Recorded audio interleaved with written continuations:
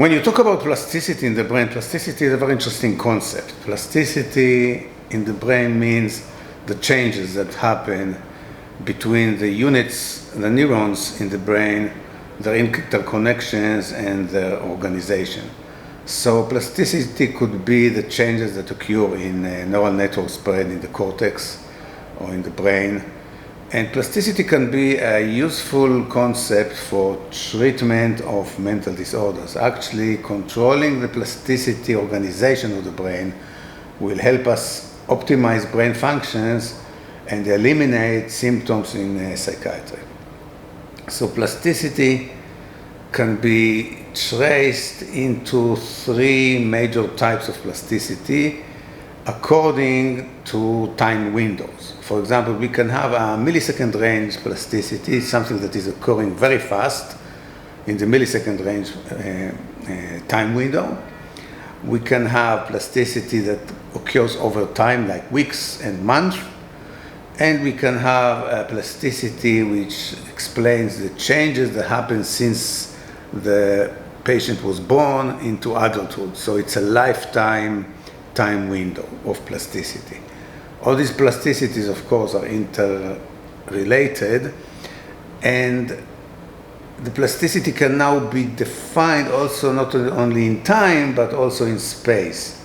So we know that the central executive network is related to cognition, which is a fast millisecond range activity of the brain, identification, pattern completion, and so on. We know from experience that treatment and changes in mood, which are related to depression and mania, for example, take weeks to months in order for them to change.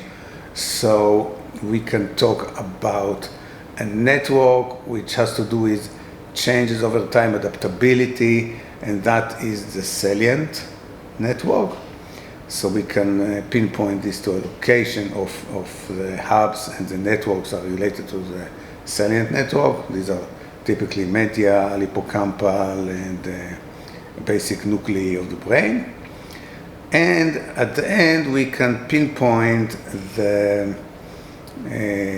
networks which are related to lifetime experience, which are related to the default mode network. With the default mode network, we know that it has to do with thinking about who we are, what we are, internal representations of our experiences, and the way we interpret the environment, and actually the traits of our personality.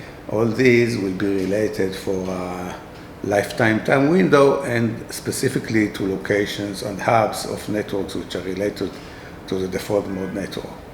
So now you can see as we can speak about plasticity both in time windows and location in the brain. This brings us very close to an etiological formulation, because we're talking about a place in the body that would be the different networks, and we are talking about the dynamics of what's happening over time. So we have time and space in the brain that we begin to map on clinical phenomenology, and this way we can generate the basics for a future etiology, brain-related diagnostic approach, which I will call neuroanalytics or neuroanalysis. And you can go to my webpage at brainprofiler.online, and you have all the information and the papers, publications, and ideas that has to do with this new approach to diagnostic psychiatry.